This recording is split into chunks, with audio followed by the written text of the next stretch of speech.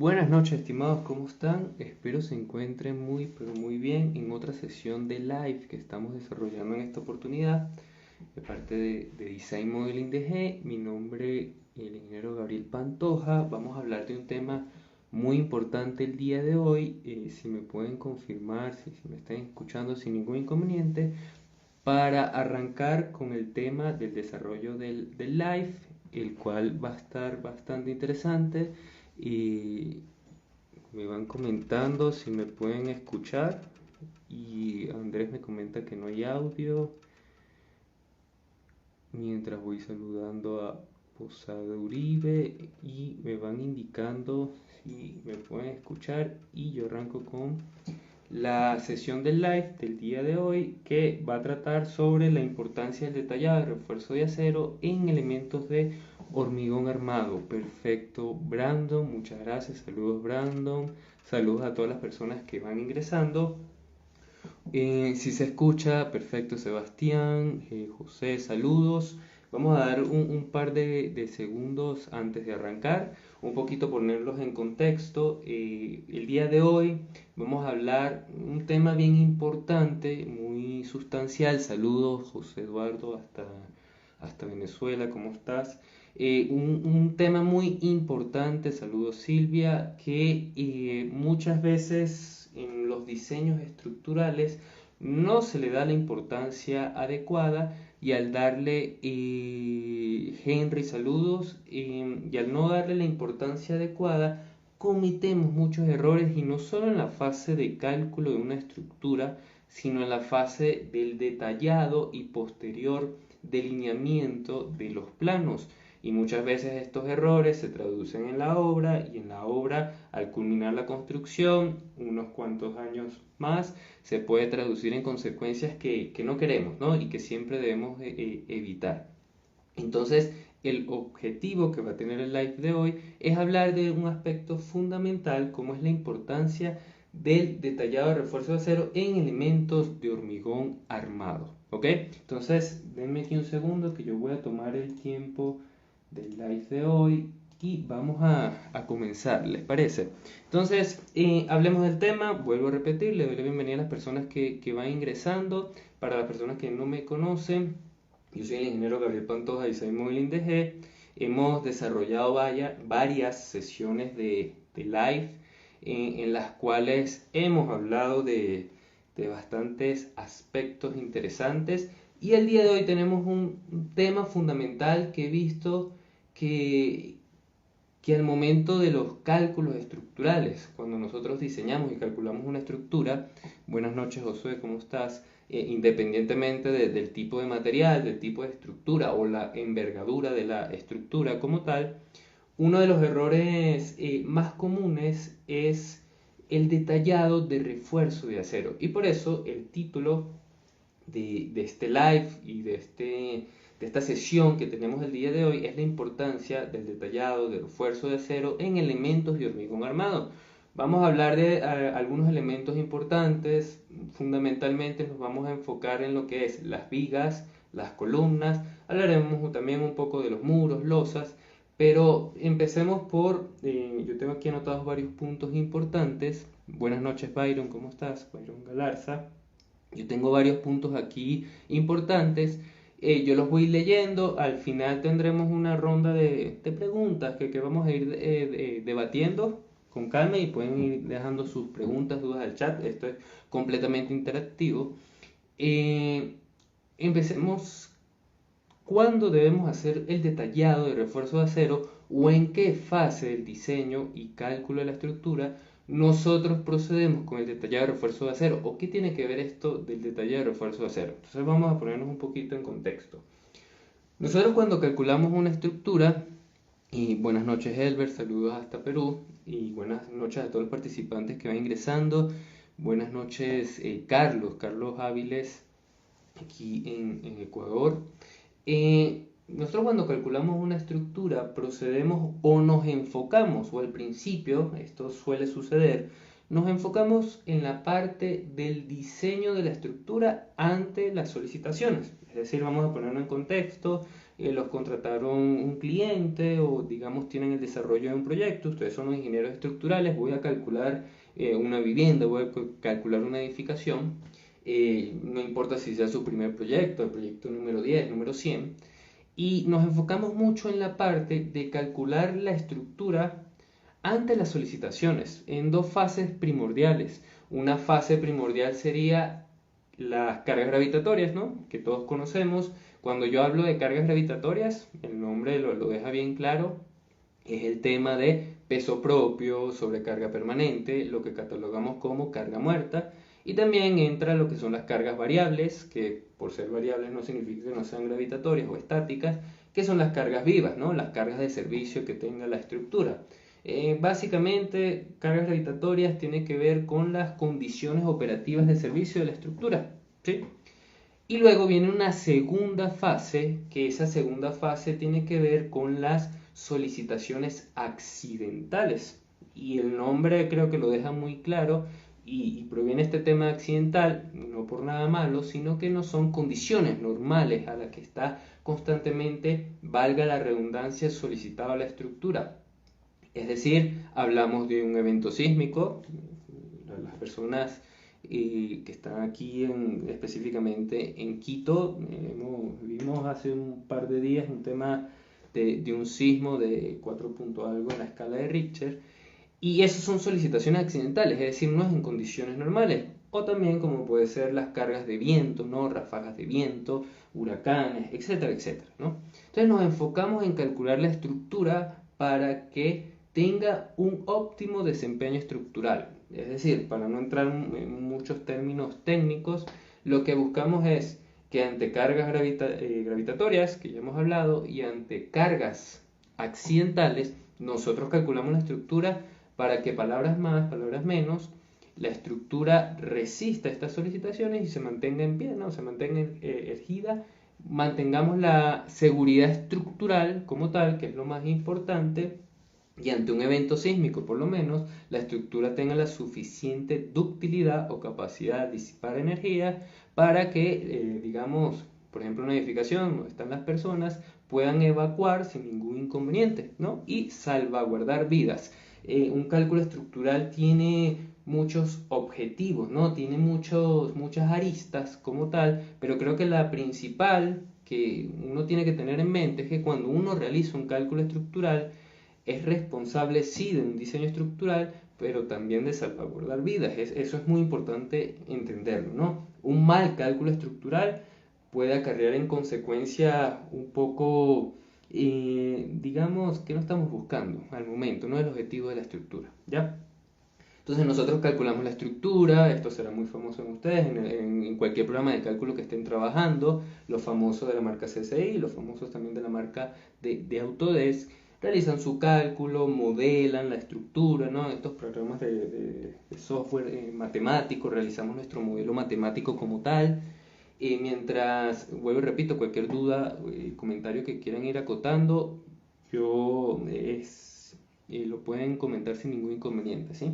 Entonces, vamos modelando la estructura, aplicamos las cargas, todo perfecto, ¿no? Realizamos el diseño sísmico, hablando de una edificación. Tenemos dicho diseño sísmico, ponemos a prueba, entre comillas, la estructura, que resista las cargas, que tenga un buen comportamiento, sobre todo traslacional en los primeros modos de vibración y rotacional a partir del tercer modo de vibración. No es requisito indispensable, pero digamos que ese es el comportamiento que buscamos, que no prevalezca el efecto torsional por nada del mundo, sino que prevalezca un efecto traslacional donde podamos controlar las fuerzas cortantes producto de la vibración, de la excitación sísmica, etcétera, etcétera, etcétera. Y nos concentramos en eso, ¿no? Cumpliendo, digamos, entre comillas, una receta que proviene de nuestras normativas, que es el análisis modal espectral, está el análisis no lineal, no me quiero ir por ese camino, pero cumplimos los requisitos de nuestras normativas, ¿no?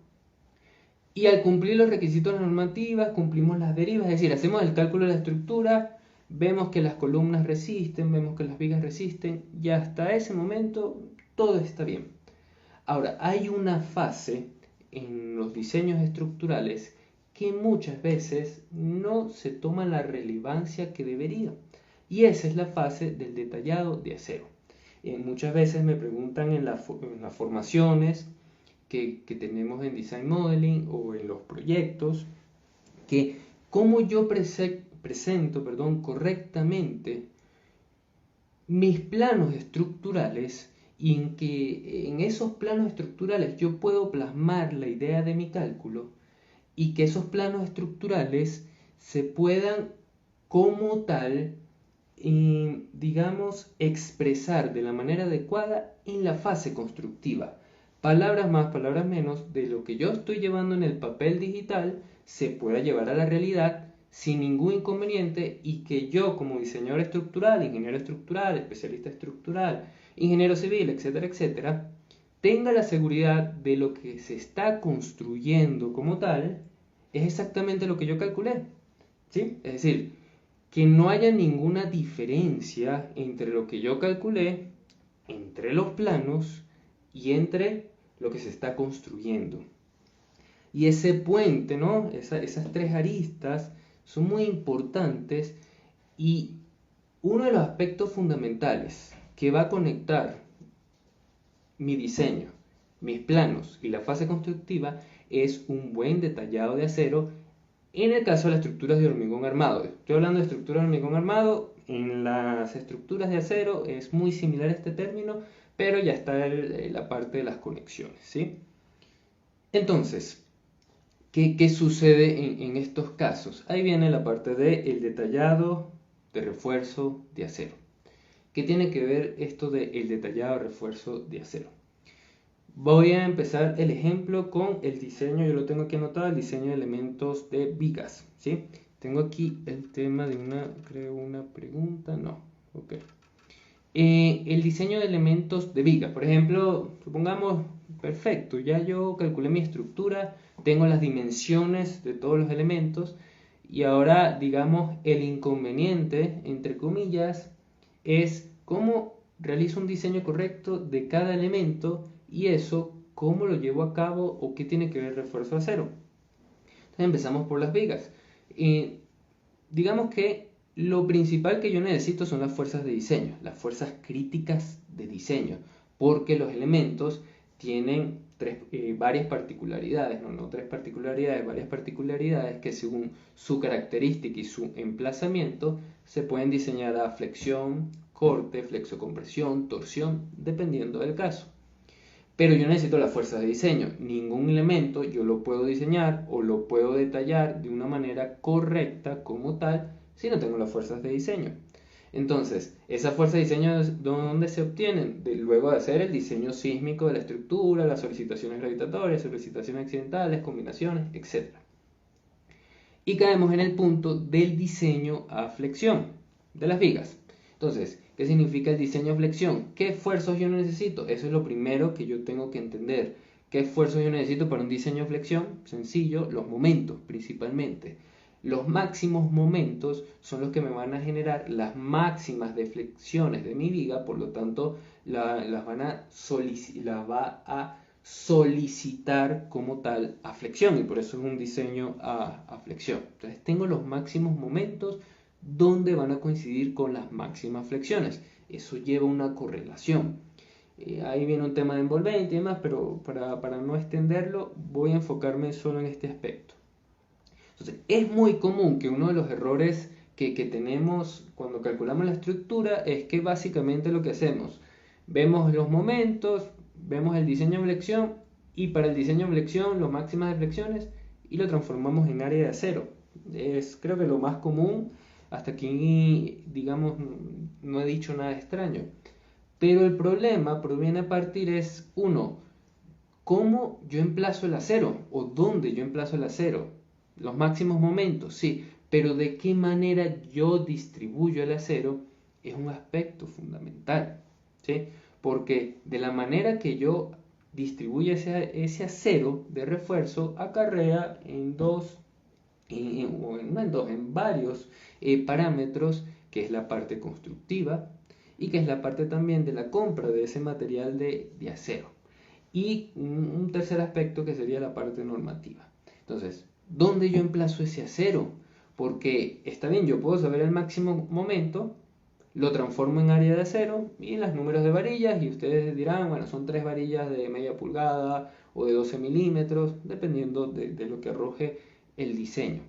Pero el gran problema proviene es dónde yo emplazo el acero de una manera correcta, tal que sea un detallado, de acero adecuado para la viga. ¿A qué me refiero? Por ejemplo, vamos a tener tramos de vigas, o es muy común que nosotros detallamos de manera continua el acero de refuerzo en estos elementos que se diseñan a flexión. Por lo tanto, habrá ocasiones que mis varillas comerciales vienen en 6 metros a 12 metros.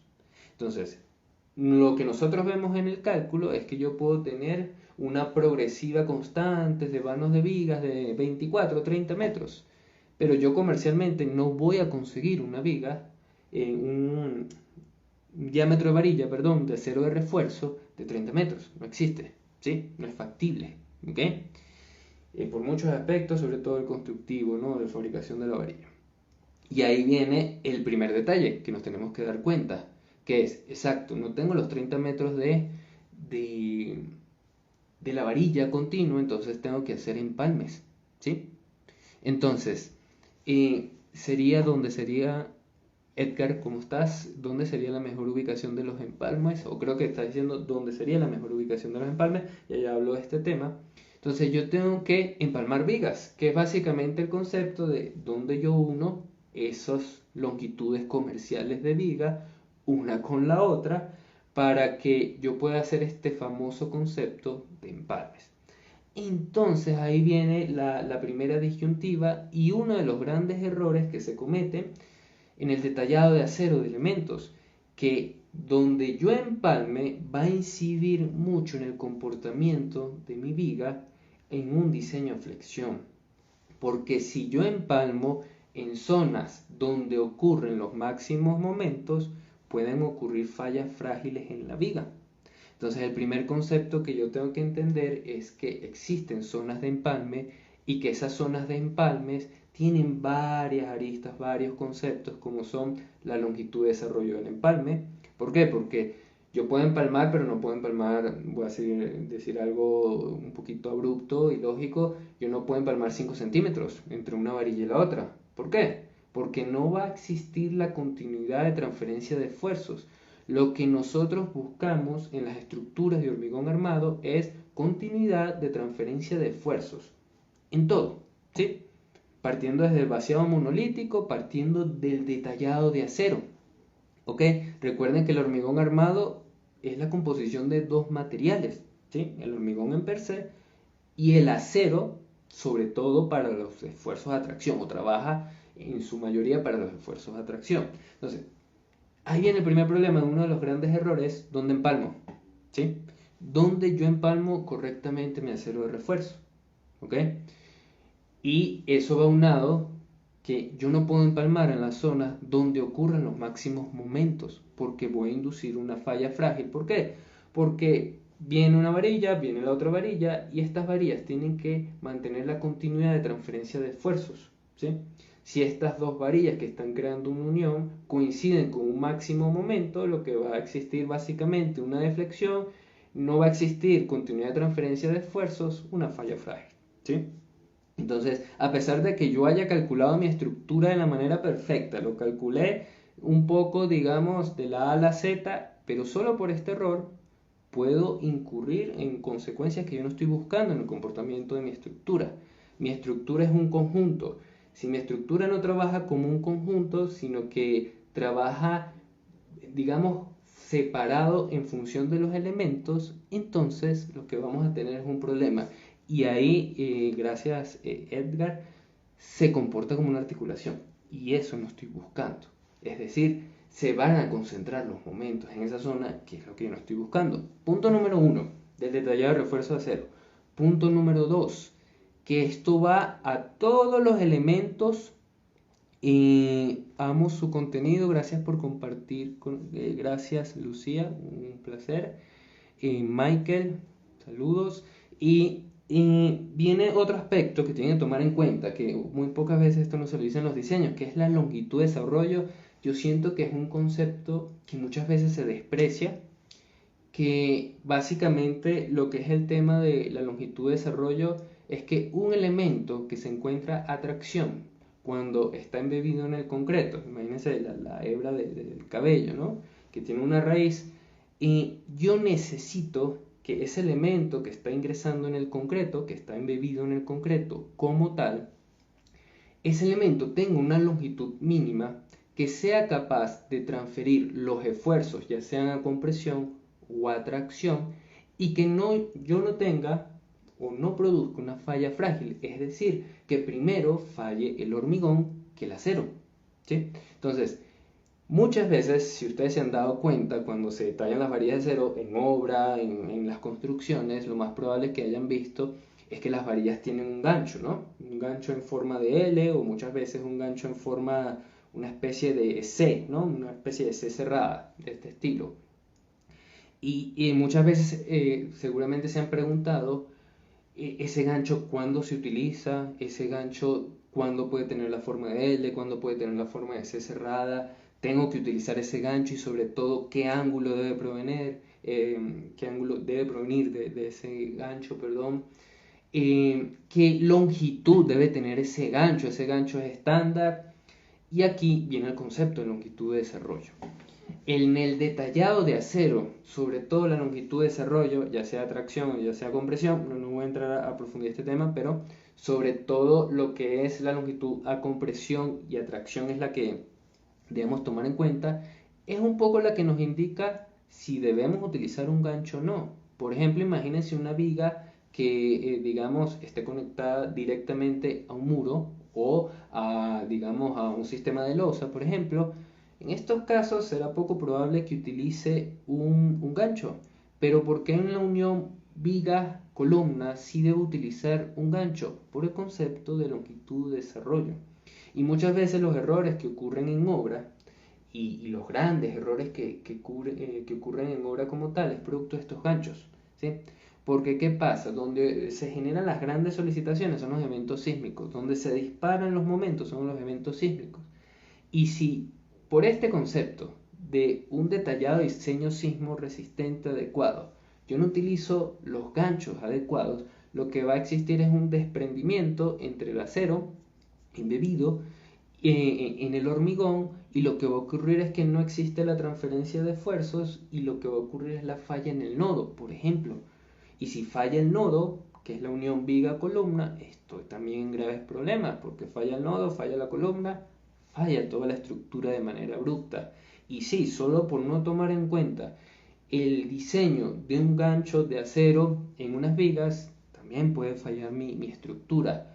Muchas veces está la idea al principio que las estructuras fallan son por las dimensiones de los elementos en el hormigón armado, y no es así. Muchas veces las estructuras fallan es porque no se hace un correcto detallado de acero.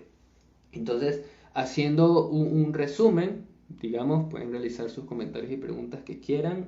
Para eso es estas sesiones de live, compartir un poco de conocimientos, pero también quisiera leer sus, digamos, qué opinan al respecto, ¿no? No es solo lo que yo diga. Y hemos visto, empalmes, hemos visto el tema de los ganchos, la importancia.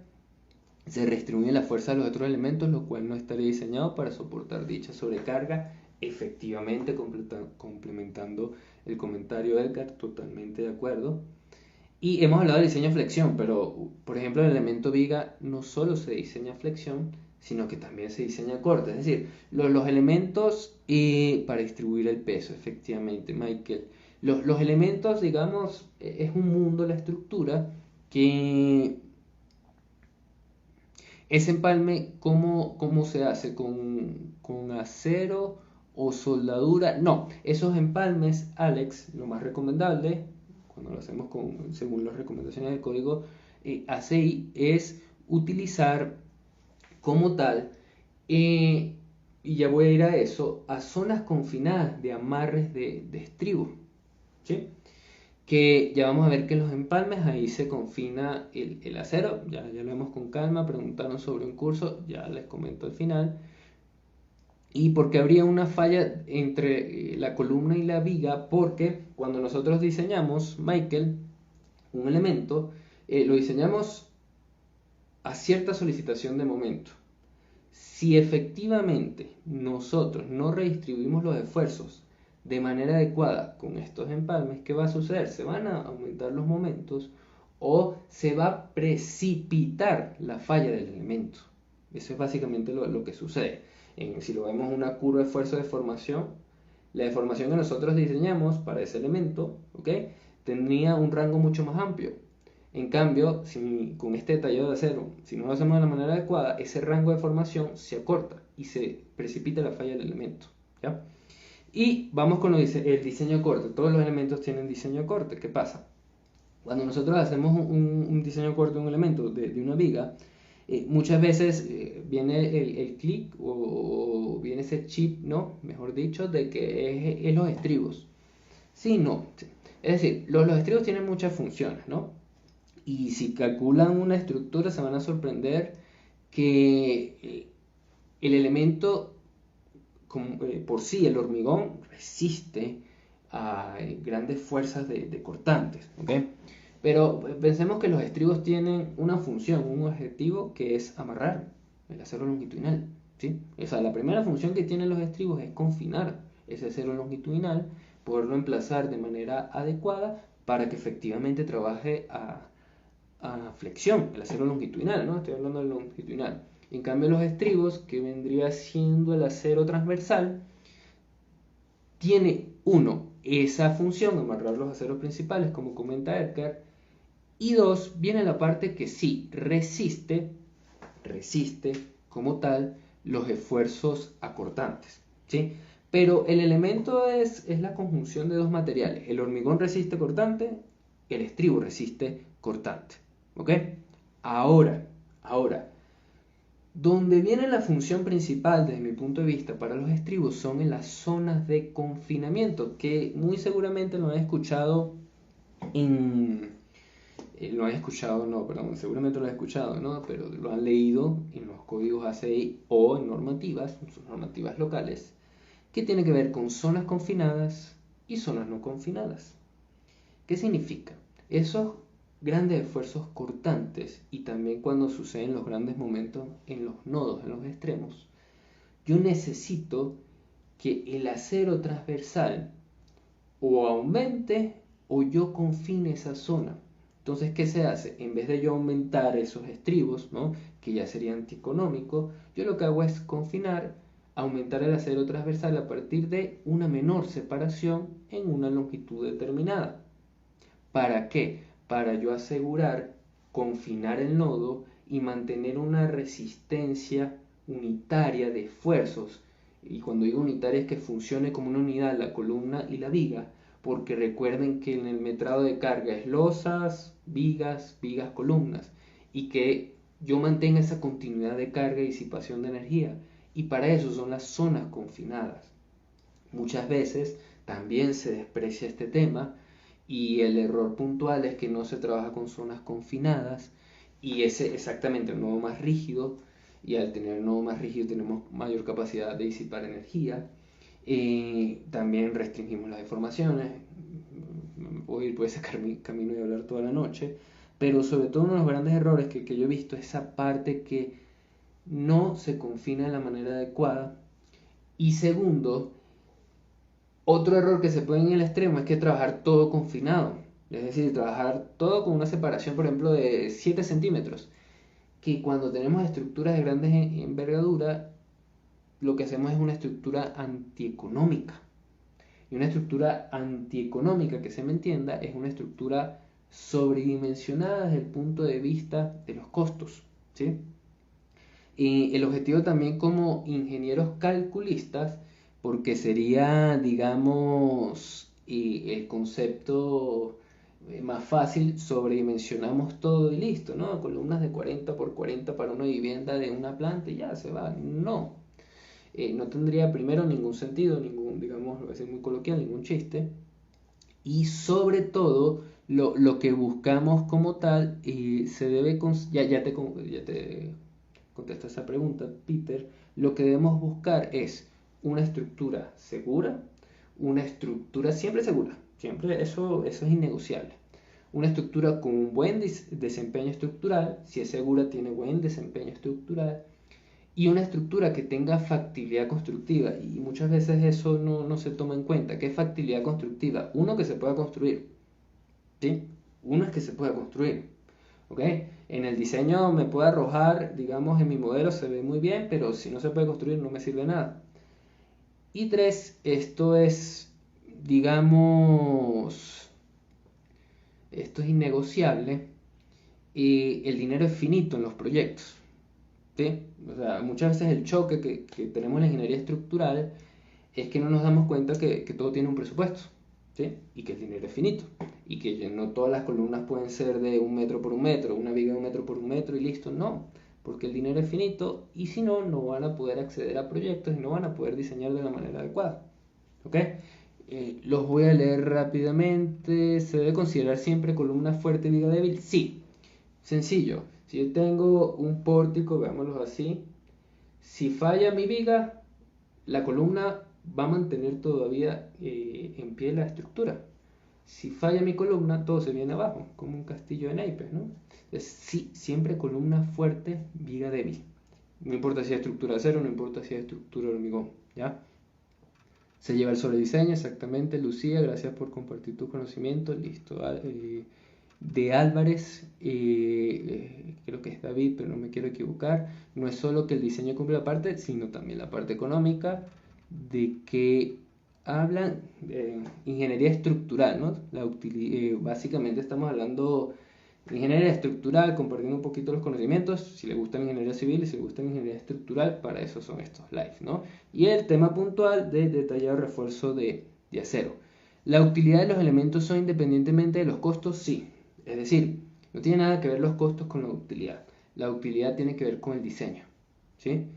Y el diseño yo lo adecuo a la utilidad y luego los costos. Eso va a repercutir en los costos, pero no va a ser la esencia principal. Es decir, yo no voy a diseñar porque si es más costoso es menos dúctil. No tiene ninguna correlación directamente, sino que eso al final al cabo va a ser el resultado final de tu cálculo de la estructura, ¿sí? Entonces, para finalizar, esto mismo se aplica en, por ejemplo, las columnas, ¿sí? Pueden ir preguntando lo que ustedes deseen, sus comentarios los voy leyendo. Vimos las vigas, quedan 2 puntos, columnas y luego planos, para que sepan un poco cómo vamos. Las columnas se diseñan a flexocompresión, ¿sí? Aquí cambia un poquito el aspecto de las vigas, no se diseñan igual. Las columnas se diseñan a flexocompresión, partiendo un poco primero su posición vertical como tal. Y un poco lo que pasa con las columnas es que tenemos la conjunción de 2 tipos de diseño. ¿Por qué? Porque tenemos 2 tipos de esfuerzos, que aquí lo van a reconocer. Cuando yo voy a hacer el detallado de refuerzo de acero, ¿qué tengo que hacer? Primero, obtener los esfuerzos. Si es flexión, es momento. Si es compresión, entonces que son fuerzas axiales. Las columnas resisten grandes fuerzas axiales, ¿sí? Y en muchos casos es primordial o va a ser más crítico la compresión, aunque no lo crean, que la flexión. Y eso parte mucho de la posición de la columna. Cuando ustedes tienen una estructura, hay varios tipos de columna, entre comillas, según su ubicación. Hay una columna central, hay una columna esquinera, una columna interior, etc.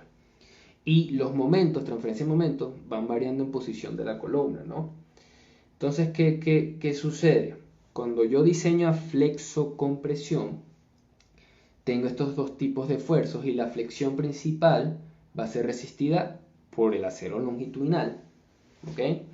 Y repito, esto es una conjunción de 2 materiales, pero el acero longitudinal es que va a resistir los grandes momentos, ¿ok? Va a trabajar en conjunto con el hormigón. No es que el hormigón está un poquito de adorno, no, eso jamás sucede.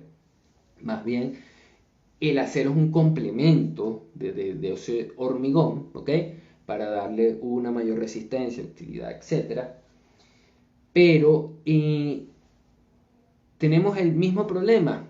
Nosotros cuando detallamos una columna de acero, si ustedes han visto las varillas, cabillas, fierros, barras, según el modismo que utilicen, ustedes están en una construcción, Yo puedo tener una edificación de 15 metros, 20 metros de altura y me encuentro otra vez con el problema de que comercialmente no existen varillas de esas longitudes porque no sería factible.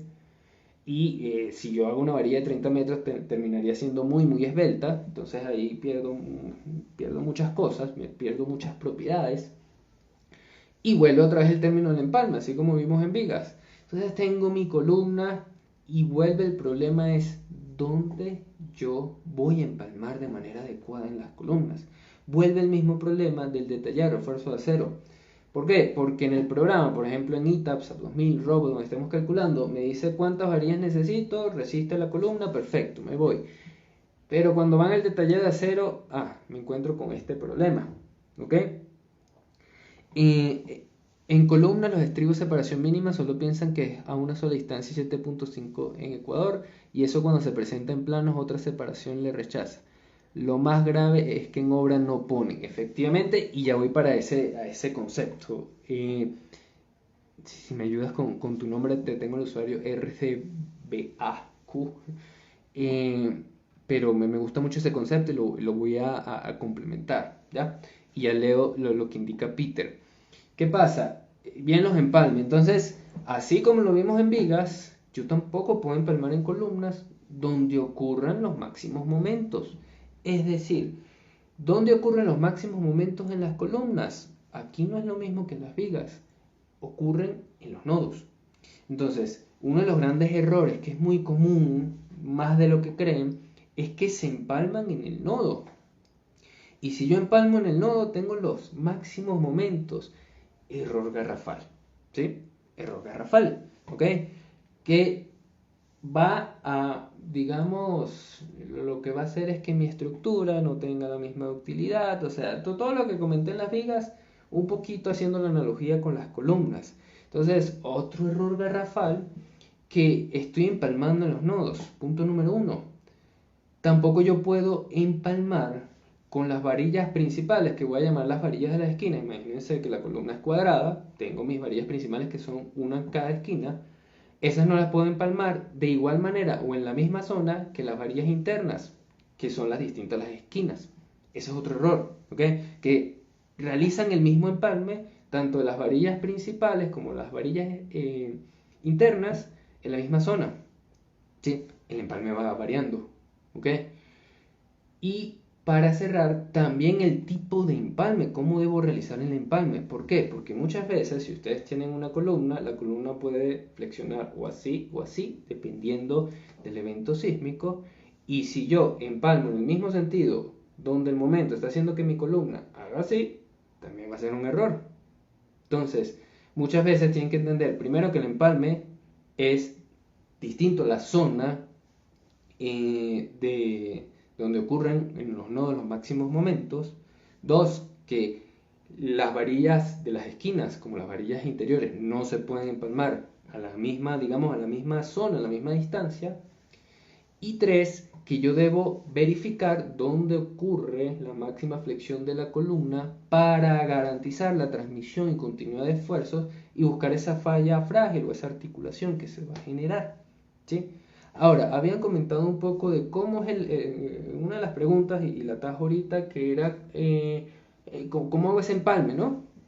Y si es soldado, desde una digo que no voy a entrar ahorita en ese tema de que si se pueden soldar las varillas, es un tema un poquito discutible, pero en principio no es soldado, sino que hacemos nosotros. Imagínense las varillas longitudinales, yo las tengo que amarrar. Si eso es una zona crítica de mi columna, ¿ok? Porque debo mantener la continuidad de los esfuerzos, lo que tengo que hacer es amarrarlo, sí, pero aparte de amarrarlo, yo tengo que confinar esa zona. ¿Por qué? Porque si esta unión es una zona crítica, ¿qué tengo que hacer? Amarrarlo con separaciones de estribos mucho menores. ¿Para qué? Para garantizar esa unión y garantizar la transferencia de esfuerzos.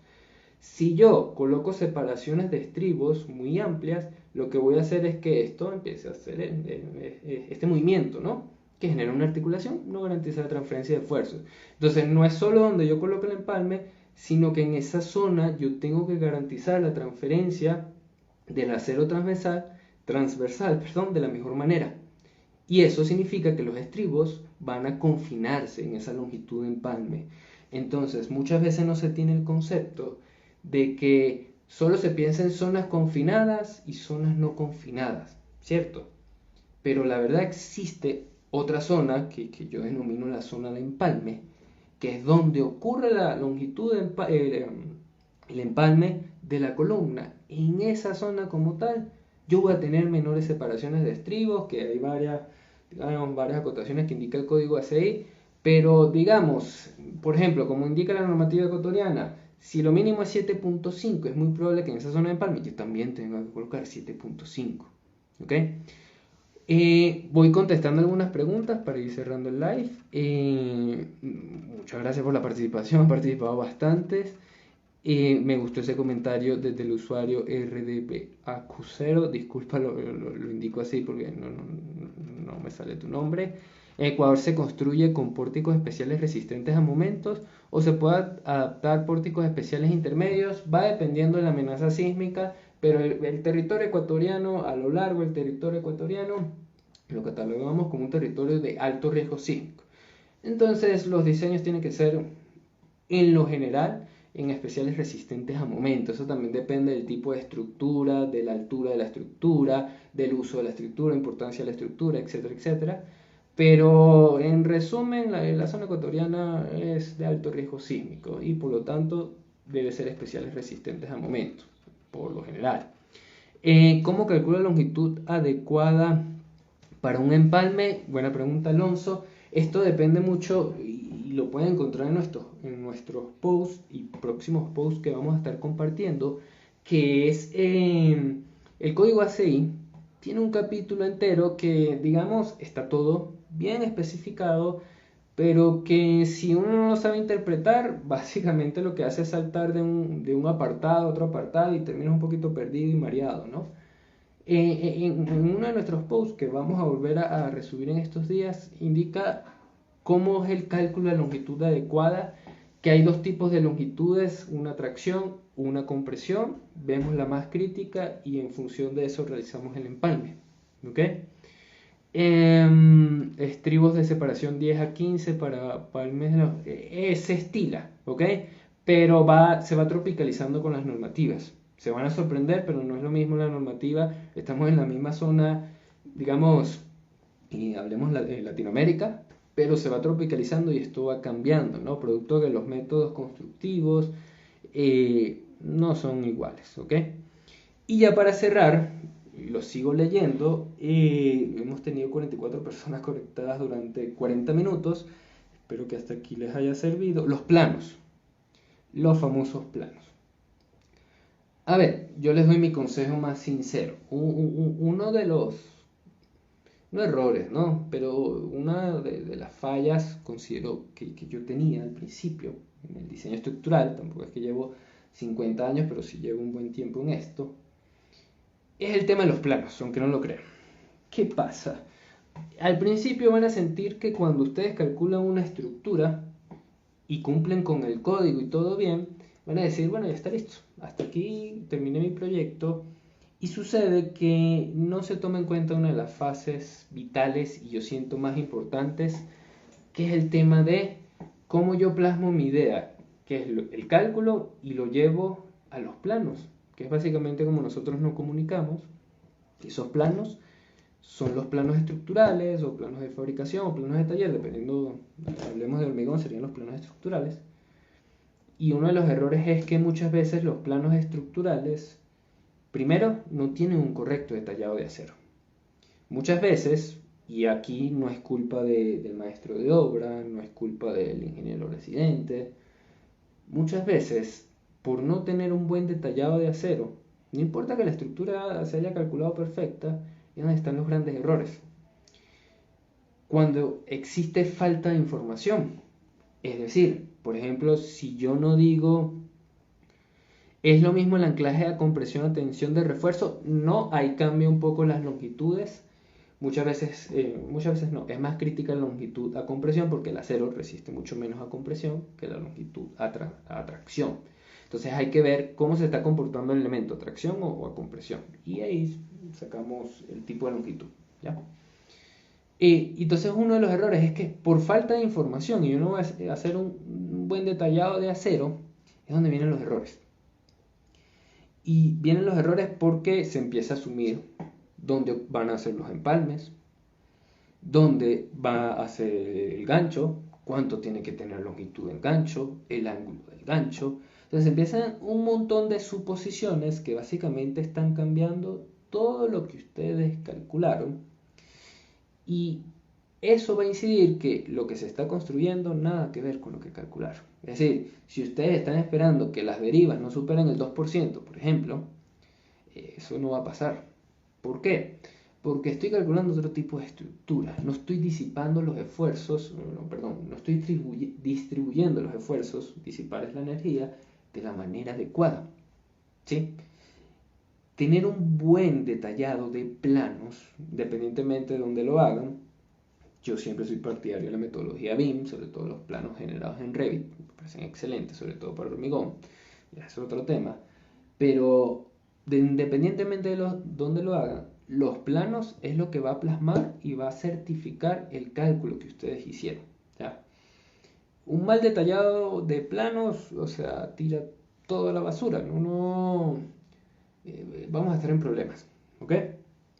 Entonces, el problema es cómo realizo un buen detallado de planos, ¿no? Y ahí es donde están los conceptos que les comenté en estos 45 minutos, ¿no? Yo aquí hablando de el empalme y las longitudes de desarrollo, las zonas confinadas, las zonas de empalme, los estribos. Eso es lo primero, hay que tener bien claro eso. Luego con la práctica yo generaré mis planos mucho más rápido, sabré qué información ponerle, cómo poner la información de la manera adecuada. Pero si yo ni siquiera sé qué son las zonas de empalme, cómo van los estribos, los diámetros de estribos, dónde debe empalmarse en columnas, dónde debe empalmarse en la unión columna-zapata, por ejemplo, o el pedestal con la zapata, ahí es donde vienen los grandes inconvenientes, ¿sí? Mi consejo en este caso, consejo nada más, es que no crean que por realizar un buen cálculo y una memoria, digamos, muy estética, muy detallada, de 100 páginas, eso no es suficiente. En realidad lo que diferencia es la calidad de los planos estructurales. Los planos estructurales nosotros no los delineamos, no lo presentamos para que lo entienda un ingeniero. No, un ingeniero lo va a entender. Lo presentamos uno, sobre todo para la parte constructiva, con el maestro de obra. ¿Sí? Dos, para que lo que yo estoy diseñando se lleve a cabo a la realidad. ¿Ok? Y tres, que los planos o este detallado refuerzo de acero me lleva a una mejor, aquí yo lo tengo anotado pero siempre se me olvida, una mejor cantidad de obra en general, poder determinar las cantidades de obra, y eso repercute en los aspectos económicos, es decir, yo puedo ser mucho más exacto en las cantidades de obra, y en las famosas planillas de acero o marcas de acero, no sé cómo le digan en sus países, ¿no? Aquí en Ecuador es planillas de acero, que es un poco cómo yo debo darle la forma a los estribos, a las varillas longitudinales, con qué gancho, qué número, etc. ¿Sí? Entonces, en conclusión, ¿es importante, y voy cerrando, ¿es importante el detalle de refuerzo de acero? Sí, totalmente. Totalmente. ¿Ok? Es igual de importante que el diseño del análisis modal espectral. ¿Ok?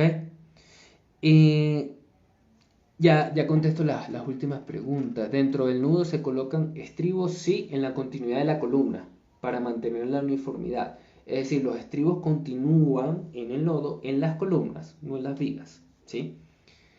¿Y qué programa se utilizará para el curso detallado? Ya les hablo un poquito, les hablo del curso. Y cuando te referís a detallado de acero es sobre la cantidad de acero, no solo la cantidad de acero, sino cómo lo voy a colocar ese acero, en qué forma y en qué sectores voy a colocar ese acero. No es solo la cantidad de acero, sino cómo, en qué forma y en qué sectores voy a colocar ese acero. Y eso es primordial, ¿ok?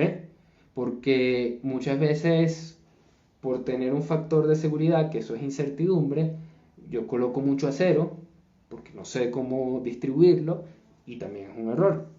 O por falta de conocimiento, lo que hago es colocar menos acero del que se necesita, o puedo tener la misma cantidad de acero, pero no lo coloco en las zonas que se necesita para el comportamiento de la estructura. Sí, a eso me refiero, Alfonso. Eh, Ahora, para cerrar, las personas, primero agradecerles, también me gustaría un poco leerles qué les parece estas iniciativas, si les parece bien, son 50 minutos aquí yo hablando, no sé si estas iniciativas les parece bien, para nosotros un poquito seguir preparando más contenido para ustedes, sobre todo esta parte del live, que tenemos ahí una idea, un proyecto para el próximo año, con más invitados, pero me gustaría saber nada más sus comentarios al respecto, su opinión de lo que sea, ¿no? De qué les parece estos temas de los live. Y para cerrar, luego de 40 minutos aquí hablando, tenemos una formación de esto que acabo de hablar, ¿ok? No les voy a... Este live no era para hacer una venta forzosa, nada que ver, es para compartir conocimientos, pero un poco, dada la ocasión, dada la oportunidad, lo que hacemos es cuando sale una formación, hablar un poco al respecto. Y este tema me parece interesante. Felicidades, crack, perfecto, muchas gracias. Y Alonso, excelente, gracias por sus comentarios. Tenemos una formación de detallado de acero, de todo lo que hablé aquí, sobre vigas, columnas, losas, muros, y cómo es el detallado correcto de acero, y con la verificación, es decir, desde el cálculo, donde básicamente vamos a tener programas de respaldo, que es SAP y TAPS, pero es más que todo con una verificación manual, para que se entienda. Yo creo que la verificación manual es un poquito lo que nos amplifica los conocimientos. Y aprenderemos, digamos, esquemáticamente dónde debe colocarse el acero, dónde se empalma, cuándo utilizo ganchos, cuándo no utilizo ganchos. ¿Ok? Entonces tenemos esta formación arranca la próxima semana. Entonces si están interesados, la formación va a ser impartida, dada la casualidad también por mi persona, ¿ok? Un poquito recordarles, ingeniero Gabriel Pantoja, creo que no me presenté, me excuso. Básicamente las clases es este live, pero en privado, ¿no? Donde ya ustedes preguntan lo que ustedes deseen, por sesiones de Zoom. Y digamos, el aprendizaje les va a amplificar mucho este aspecto del detallado de acero. Y cuando tengan un proyecto, básicamente van a ser más óptimos, más eficientes, siempre y cuando esté a su disposición, ¿no? Tampoco es ninguna formación es milagrosa, siempre depende de ustedes. Pero básicamente yo voy a ser una herramienta, un vínculo para que esta formación sea de la mejor manera posible, y transmitir mis conocimientos siempre lo hago con la mejor apertura, ¿ok? Entonces esta es una formación que arranca la próxima semana. Toda la información la pueden tener en el enlace. Si ustedes ahorita van, primero síganos, ¿no? Y en nuestro perfil está el enlace, ¿sí? Ese enlace se registran, está el curso, está ya detallado todos los puntos que se van a ver, no lo voy a mencionar acá para no hacerlo más aburrido. Y ahí obtienen toda la información, o si no, tienen alguna duda, nos escriben por privado, ¿ok? Un mensaje directo por privado y listo, no hay ningún inconveniente, ¿sí? La formación incluye estrategias, sí. Va a estar dividida en dos módulos. El primer módulo es la parte de cálculo, el esquema, y el segundo módulo ya son los planos. Pero vamos a empezar con el primer módulo, es el que arranca la semana que viene, ¿ok?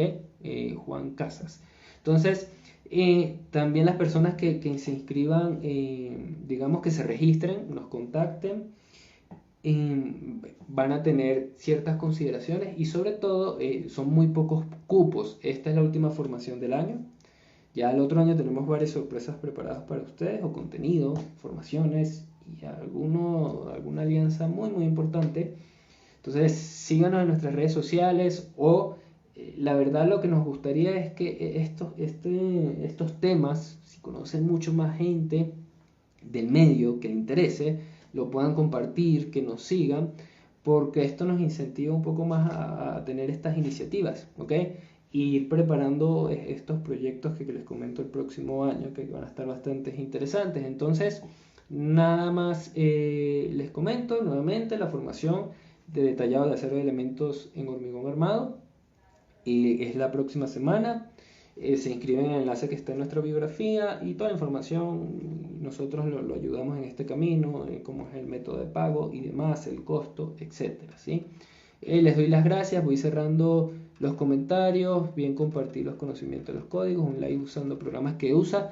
Hubo un live en ese aspecto, pero ya vamos a profundizar y emplear. Diego, muy importante estas charlas. Me gustaría poder tener esta conferencia descargada en mis archivos. Sí, esta conferencia la van a encontrar, por favor, en nuestro Instagram TV, ¿ok? Software que se utilizará para detalle en SAP y TAPS, ¿ok? SAP y TAPS. Entonces, esta conferencia la van a tener, bueno, o live, la van a tener en nuestro Instagram TV, perdón. Entonces, síganos, ¿ok? Darle las gracias por su comentario y agradecerles por su tiempo. Repito, cualquier comentario, crítica siempre es bienvenida.